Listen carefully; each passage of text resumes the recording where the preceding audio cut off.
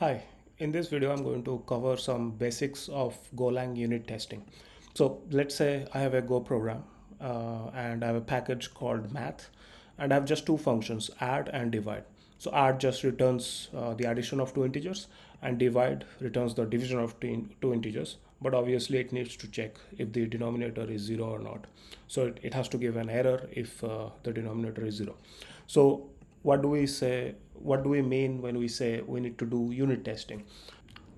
So by unit testing, we should be able to verify if the functions on its own they are correct or not. So add we all we need to do is just test if a plus b is returned correctly or not.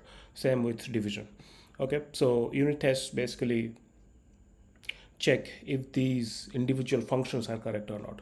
So to write a test of a Go function, normally we write it in a file which ends with underscore test. So I have this math.go in math package. So usually the test file is named math underscore test.go. And how we write the test? So we write the test using this function name, using this function called TestAdd. So usually we start with this test string and followed by the name of the function which we are going to test, and it takes an argument testing.T. And then what we do is we simply call add function, so add 2 and 3, and we are expecting this to be 5. And here we are using this assert package for to make it easier to write, because without this we will probably need to write if expected matches the output, then only it is fine, otherwise you should give an error. But assert.Equal just does it for us easily.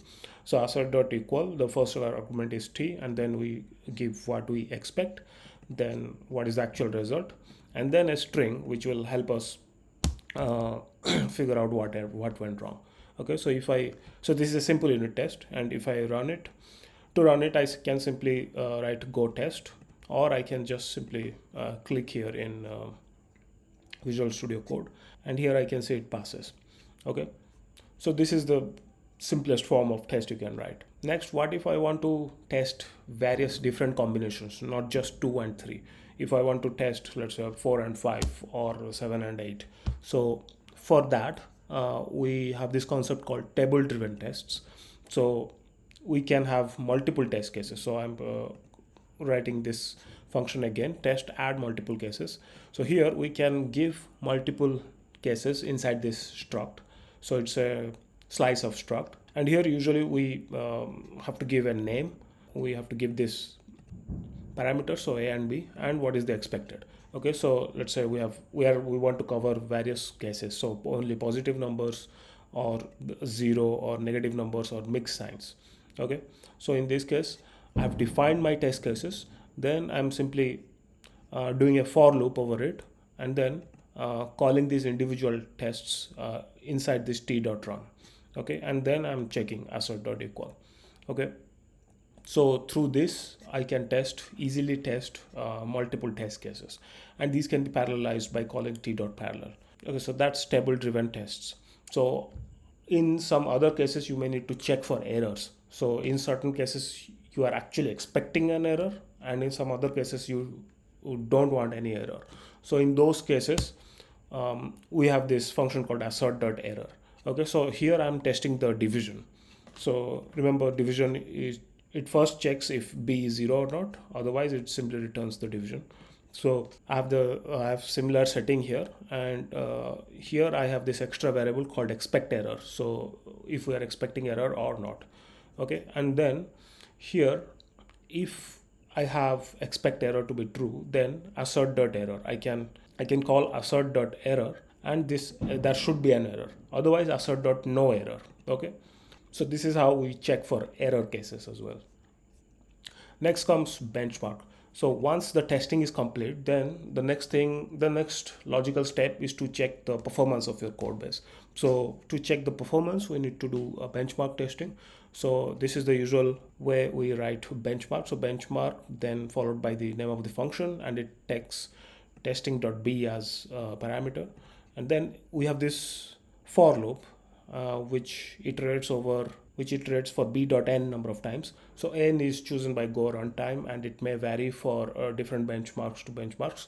So we don't have to worry about that. We can simply write b.n, or we can hard code it for certain number as well. And we are simply inside this for loop, we are calling this add. And if I run it, it simply gives me the time. So it is 0.32 nanosecond per operation. Okay, and it essentially has zero allocation, so it's not, there's nothing going to the heap here. Okay, it simply adds the two numbers. There's nothing getting stored in the heap. And this is the command for benchmark, to run benchmark. Go test, and you just give this bench. I forgot to actually run these cases, so let's run multiple cases, and here you can see all these tests are passing. And you can see these namings which you gave: positive numbers, 0, negative numbers. All these names are reflected, so that if any of these fails, it will be easier to figure out which one went wrong. Similarly for division. One final thing when it comes to covering the basics of Golang unit testing, it's called code coverage analysis. So these functions are very small, and I could write a test and be pretty sure that I'm covering all the edge cases. But if there is a huge chunk of code base and with big functions, then you may need to ensure that you are covering every single possible edge cases, or at least cover every single line of code. And this tool can show us if all the lines are covered or not. So first we do a cover profile, and then we just do a visualization. So these are the commands for that. And once you execute the command, it will generate this coverage bot.html. And if I open it, it will look something like this. Okay, so here I'm seeing math.go, it's 100% covered. So because everything is covered in my test case, so everything is green here. If there was some part of the code which was not covered, it would have been shown in red. Okay, so this is a very basic, very quick introduction to Golang unit testing. There are a few other concepts like interface mocking, or mocking in general, in cases where you have external dependencies, in which case you basically mock that dependency and still go ahead with the testing. So that is something I can cover in another video.